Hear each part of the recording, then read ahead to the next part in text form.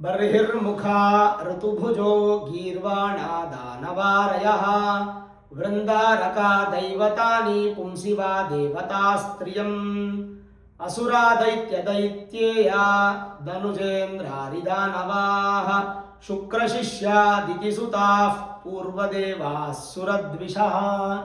ಶ್ರೀ ಗುರುಭ್ಯೋ ನಮಃ. ಹರಿ ಓಂ.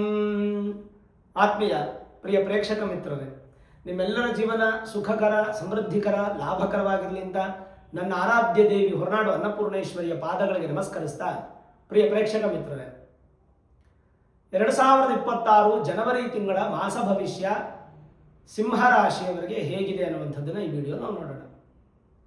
ಸಿಂಹರಾಶಿಯವರಿಗೆ ಈ ತಿಂಗಳು ಒಂದು 50-50% ಇರುವಂಥ ಬಲ. ಹೇಗೆ ಅನ್ನುವಂಥದ್ದು ನೋಡೋದಾದರೆ, ನಿಮಗೆ ಗುರುಬಲ ಅನ್ನುವಂಥದ್ದಿದೆ. ಗುರು ನಿಮಗೆ ತುಂಬ ಚೆನ್ನಾಗಿ ಸಪೋರ್ಟ್ ಮಾಡ್ತಾರೆ. ಯಾಕೆಂದರೆ ಗುರು ಲಾಭಸ್ಥಾನದಲ್ಲಿದ್ದಾರೆ. ಲಾಭಸ್ಥಾನದಲ್ಲಿರ್ತಕ್ಕಂಥ ಗುರು ನಿಮಗೆ ಹಣ ಕೊಡಬೇಕು, ಸಂತಾನ ಕೊಡಬೇಕು, ಶುಭ ಕಾರ್ಯಗಳನ್ನು ಮಾಡಿಸ್ಬೇಕು, ಇದೆಲ್ಲ ನಿಮಗೆ ಗುರು ಕೊಡ್ತಾರೆ, ಕೊಡಲೇಬೇಕು. ಯಾಕಂದರೆ ಪೂರ್ವ ಪುಣ್ಯ ಸ್ಥಾನಕ್ಕೂ ಅದೃಷ್ಟ ಸ್ಥಾನಕ್ಕೂ ಅಧಿಪತಿ ನಿಮಗೆ ಗುರುನೇ. ಅದೃಷ್ಟಗಳನ್ನು ಕೊಡ್ತಾರೆ, ಪೂರ್ವ ಪುಣ್ಯವನ್ನು ಬಲ ಮಾಡ್ತಾರೆ, ಸಂತಾನವನ್ನು ಕೊಡ್ತಾರೆ, ಆಮೇಲೆ ವಿಶೇಷವಾಗಿ ಧನವನ್ನು ಕೊಡ್ತಾರೆ, ಪೂರ್ವ ಪುಣ್ಯವನ್ನು ವೃದ್ಧಿ ಮಾಡಿ ತಂದೆ ತಾಯಿಗಳು ಮಾಡಿರೋ ಪುಣ್ಯಗಳನ್ನು ಅನುಭವಿಸುವಂಥ ಸಂದರ್ಭವನ್ನು ಕೊಡ್ತಾರೆ, ಕೋರ್ಟು ಕಚೇರಿ ವ್ಯಾಜ್ಯಗಳನ್ನು ದೂರ ಮಾಡ್ತಾರೆ. ಇವೆಲ್ಲ ಪ್ಲಸ್ ಪಾಯಿಂಟ್ಸು.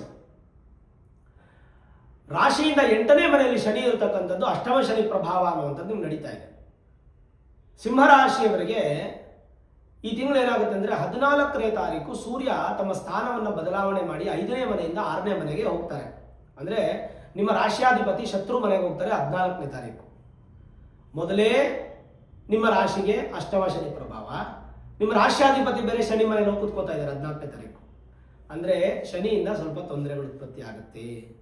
ಸ್ವಲ್ಪ ಮಟ್ಟಿಗೆ ಜಾಬಲ್ಲಿ ಸಮಸ್ಯೆಗಳು ಬರ್ಬೋದು. ಜನವರಿ ತಿಂಗಳಲ್ಲಿ ಸ್ವಲ್ಪ ಫೈರ್ ಆಗುವಂಥ ಸಾಧ್ಯತೆಗಳು, ಜಾಬ್ ಕಳ್ಕೊಳ್ಳುವಂಥ ಸಾಧ್ಯತೆಗಳು, ಜಾಬನ್ನು ಚೇಂಜ್ ಮಾಡುವಂಥ ಸಾಧ್ಯತೆಗಳು, ಸ್ವಲ್ಪ ಫ್ಲಕ್ಚುಯೇಷನ್ಸ್ ಜಾಸ್ತಿ ಆಗುತ್ತೆ, ಮಾನಸಿಕ ನೆಮ್ಮದಿ ಸ್ವಲ್ಪ ಕಮ್ಮಿ ಆಗುತ್ತೆ. ಇದೆಲ್ಲ ಸಾಧ್ಯತೆಗಳು ಹೆಚ್ಚಾಗಿದೆ. ಹಾಗಾಗಿ ಪ್ರತಿಯೊಂದು ಸಿಂಹರಾಶಿಯವರು ಕೂಡ ನೀವು ನವಗ್ರಹಗಳಿರುತ್ತಲ್ಲ, ಪ್ರತಿಯೊಂದು ದೇವಸ್ಥಾನದಲ್ಲೂ ದೇವರಲ್ಲಿ ಈಶಾನ್ಯ ಭಾಗದಲ್ಲಿ ನವಗ್ರಹಗಳಿರುತ್ತೆ. ನವಗ್ರಹದಲ್ಲಿ ಮಧ್ಯದಲ್ಲಿರ್ತಕ್ಕಂಥ ಗ್ರಹ ಸೂರ್ಯ. ಹಾಗಾಗಿ ನಿಮಗೆ ಈ ಜನವರಿ ತಿಂಗಳಲ್ಲಿ ಬರುವಂಥ ಎಲ್ಲ ಭಾನುವಾರಗಳು ಜೊತೆಗೆ 25ನೇ ತಾರೀಕು ಬರುವಂಥ ರಥಸಪ್ತಮಿ, ಈ 5 ಸಂದರ್ಭದಲ್ಲೂ ಕೂಡ, ಅಂದರೆ 4 ಭಾನುವಾರ ಒಂದು ರಥಸಪ್ತಮಿಗೆ ನೀವು ಹಾಲಭಿಷೇಕ ಮಾಡಿಸಿ. ಯಾರಿಗೆ? ಸೂರ್ಯನಿಗೆ ಹಾಲಭಿಷೇಕ ಮಾಡಿಸಿ ಗೋಧಿಯನ್ನು ದಾನ ಮಾಡಿ. ಅದು ತುಂಬಾ ಮುಖ್ಯ, ನಿಮಗೆ ಭಾಳ ಬೇಕು. ಕೆಂಪು ಪುಷ್ಪಗಳಿಂದ ಸೂರ್ಯನಿಗೆ ಅರ್ಚನೆ ಮಾಡಿಸಿ. ಇದರಿಂದ ನಿಮಗೆ ಪ್ಲಸ್ ಪಾಯಿಂಟ್ ಆಗುತ್ತೆ, ನೆಗೆಟಿವ್ ಆಗಲ್ಲ. ಚಿಂತೆ ಮಾಡೋದು ಬೇಡ. ಅದೊಂದು ಮೇಜರ್ ಪ್ಲಸ್ ಪಾಯಿಂಟ್ ಆಗಿ ನಿಮಗೆ ಹೊರಹೊಮ್ಮುತ್ತೆ. ಆದರೂ ನಿಮ್ಮ ರಾಶಿಯಾಧಿಪತಿ ಸೂರ್ಯ ಆದ್ದರಿಂದ ಆರೋಗ್ಯದ ಕಡೆ ಗಮನ. ನಿಮ್ಮ ಹಾರ್ಟು, ಕಣ್ಣು, ಸ್ಕಿನ್ನು, ಈ 3 ಕಡೆ ಹೆಚ್ಚು ಗಮನ ಕೊಡಿ. ಅದು 3ಕ್ಕೂ ಅಧಿಪತಿ ಸೂರ್ಯನೇ. ಆ್ಯಂಡ್ ಓವರಾಲ್ ಆರೋಗ್ಯಕ್ಕೂ ಸೂರ್ಯನೇ ಅಧಿಪತಿ. ಆರೋಗ್ಯದ ಕಡೆ ಭಾಳ ಎಚ್ಚರವಾಗಿರಬೇಕು. 14ನೇ ತಾರೀಕಿಂದ ಇದು ನಿಮಗೆ ಇಂಪಾರ್ಟೆಂಟ್ ಆಗಿ ನಾನು ಹೇಳುವಂಥದ್ದು. ಇನ್ನು ರಾಶಿಯಿಂದ 2 ಮತ್ತು 11ನೇ ಮನೆ ಅಧಿಪತಿ ಆಗಿರ್ತಕ್ಕಂಥ, ಸ್ಥಾನಾಧಿಪತಿ ಆಗಿರ್ತಕ್ಕಂಥ ಬುಧ ಬಂದು 17ನೇ ತಾರೀಕಿನವರೆಗೂ ಪೂರ್ವ ಪುಣ್ಯದಲ್ಲಿರ್ತಾರೆ. ಅದಾದ್ಮೇಲೆ ಮಿತ್ರ ಸ್ಥಾನಕ್ಕೆ ಬರ್ತಾರೆ. ಲಾಭಗಳು ವೃದ್ಧಿ ಆಗುತ್ತೆ. ವಿದ್ಯಾಕ್ಷೇತ್ರದಲ್ಲಿ ಅಭಿವೃದ್ಧಿ, ವ್ಯಾಪಾರದಲ್ಲಿ ಉತ್ತಮವಾದಂಥ ಕ್ಷೇತ್ರದ ಅಭಿವೃದ್ಧಿ, ಜೊತೆಗೆ ಧನಸ್ಥಾನ ವೃದ್ಧಿಯಾಗಿ ನಿಮಗೆ ಅನುಕೂಲ ಆಗುತ್ತೆ. ಸಂಪಾದನೆ ಮಾಡ್ತೀರಾ, ಖರ್ಚಾಗೆ ಆಗ್ಬಿಡುತ್ತೆ. ಕುಟುಂಬದಲ್ಲಿ ಕೂಡ ಸಂತೋಷ ಸಿಗುತ್ತೆ. ನಿಮ್ಮ ಮಾತು ವ್ಯಾಲ್ಯೂಸ್ ಜಾಸ್ತಿ ಆಗುತ್ತೆ. ಜೊತೆಗೆ ವಿದ್ಯಾಕ್ಷೇತ್ರದಲ್ಲಿ ಸಿಂಹರಾಶಿಯವರಿಗೆ ತುಂಬಾನೇ ಚೆನ್ನಾಗಿರುತ್ತೆ. ಆರೋಗ್ಯದಲ್ಲಿ ಎಚ್ಚರಿಕೆ ಅಷ್ಟೇ. ಇನ್ನು ನಿಮ್ಮ ರಾಶಿಯಿಂದ 3 ಮತ್ತು 10ನೇ ಮನೆ ಅಧಿಪತಿ ಆಗಿರ್ತಕ್ಕಂಥ ಶುಕ್ರನು ಕೂಡ 12ನೇ ತಾರೀಕು ಪೂರ್ವ ಪುಣ್ಯದಿಂದ ಮಿತ್ರನ ಮನೆಗೆ ಹೋಗ್ಬಿಡ್ತಾರೆ.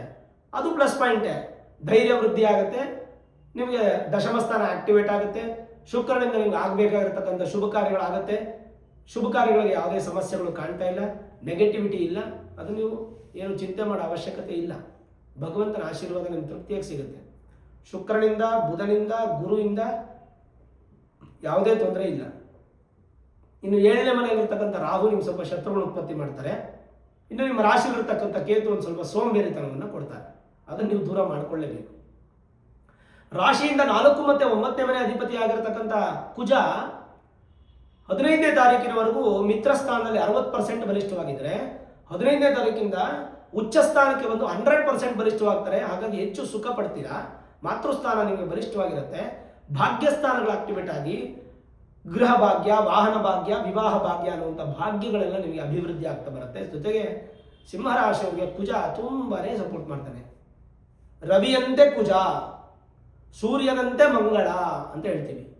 ಹಾಗಾಗಿ ಅಕಸ್ಮಾತ್ ನಿಮ್ಮ ರಾಶಿಯಾಧಿಪತಿ ಸೂರ್ಯ ನಿಮಗೆ ಬಲಿಷ್ಠವಾಗಿಲ್ಲ, ಆದ್ದರಿಂದ ಒಳ್ಳೆ ಫಲ ಕೊಡಲ್ಲ. ಆದ್ದರಿಂದ ಅದಕ್ಕೆ ಆಲ್ಟರ್ನೇಟ್ ಆಗಿ ಇನ್ನೊಂದು ಅಗ್ನಿ ತತ್ವದ ಗ್ರಹ ಕುಜ ನಿಮಗೆ ಸಪೋರ್ಟ್ ಮಾಡ್ತಾರೆ.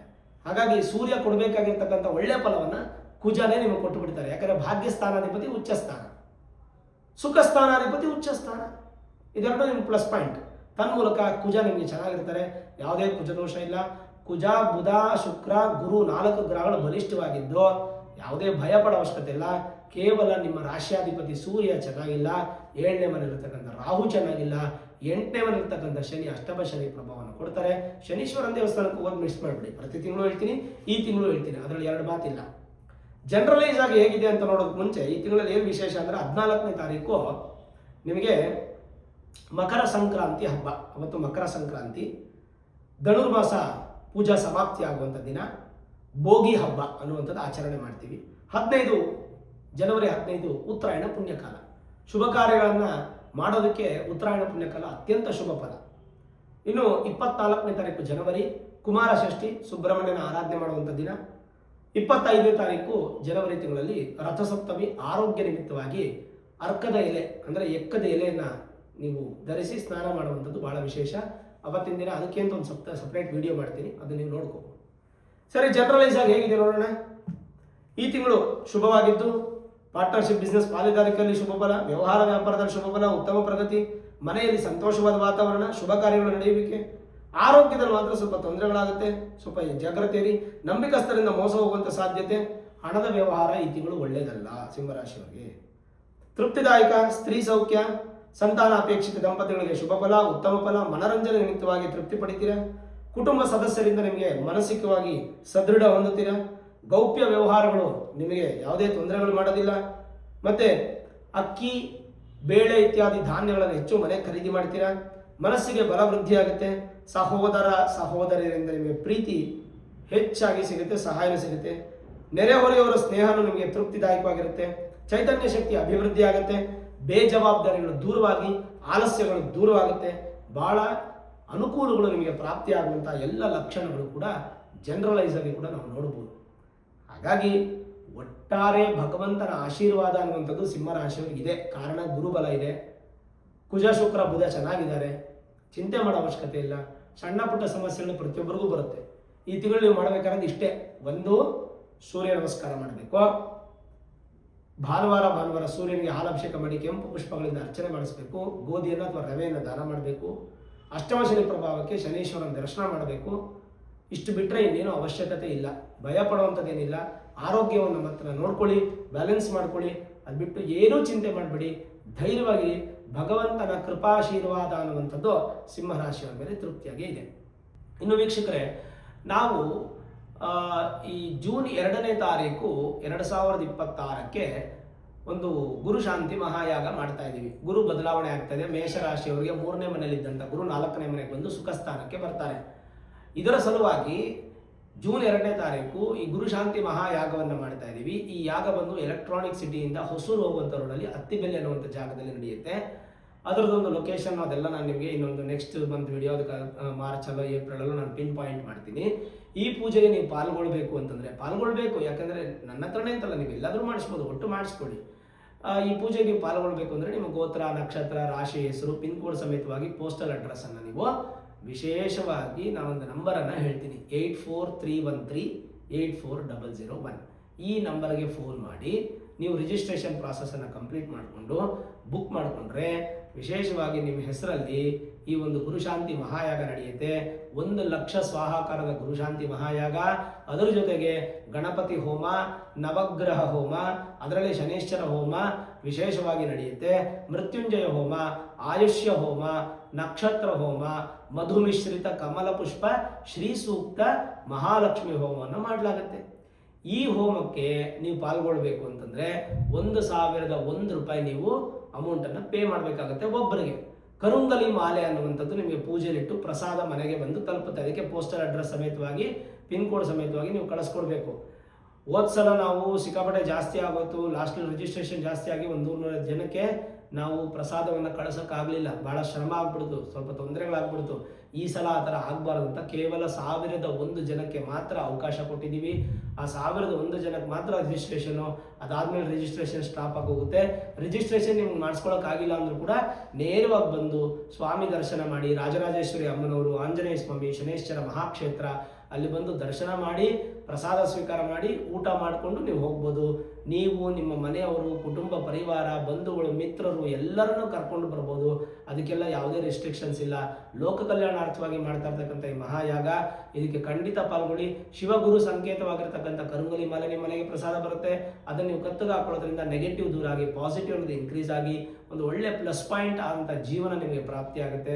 ಓವರಾಲ್ ನೋಡಿದಾಗ ಈ ಒಂದು ಗುರುಶಾಂತಿ ಮಹಾಯಾಗಕ್ಕೆ ಕೇವಲ 1001 ಜನಕ್ಕೆ ಮಾತ್ರ ರಿಜಿಸ್ಟ್ರೇಷನ್ ಓಪನ್ ಆಗಿರುತ್ತೆ. 1001 ರೂಪಾಯಿ ಮಾತ್ರ ಇದಕ್ಕೆ ಇರುತ್ತೆ. ಆ ಥರ ನೀವು ರಿಜಿಸ್ಟ್ರೇಷನ್ ಮಾಡಿಕೊಂಡು ಪೂಜೆಗೆ ಬಂದು ಯಾಗವನ್ನು ದರ್ಶನ ಮಾಡಬಹುದು. ನೋಡಿದ್ರಲ್ಲ ವೀಕ್ಷಕರೇ, 2026 ಜನವರಿ ತಿಂಗಳ ಸಿಂಹರಾಶಿಯ ಮಾಸ ಭವಿಷ್ಯ.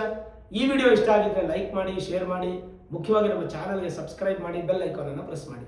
ಪ್ರತಿನಿತ್ಯ ನಾನು ಪೂಜೆ ಮಾಡುವಂತಹ ನನ್ನ ಆರಾಧ್ಯ ದೇವಿ ಹೊರನಾಡು ಅನ್ನಪೂರ್ಣೇಶ್ವರಿಯ ಆಶೀರ್ವಾದ ಅನುಗ್ರಹ ಸದಾಕಾಲ ಮತ್ತೊಮ್ಮೆ ನಿಮಗೆ ಸಿಗಲಿ ಅಂತ ಪ್ರಾರ್ಥನೆ ಮಾಡ್ತಾ, ಸರ್ವೇ ಜನಾಃ ಸುಖಿನೋ ಭವಂತು, ಸಮಸ್ತ ಸನ್ಮಂಗಳಾನಿ ಭವಂತು.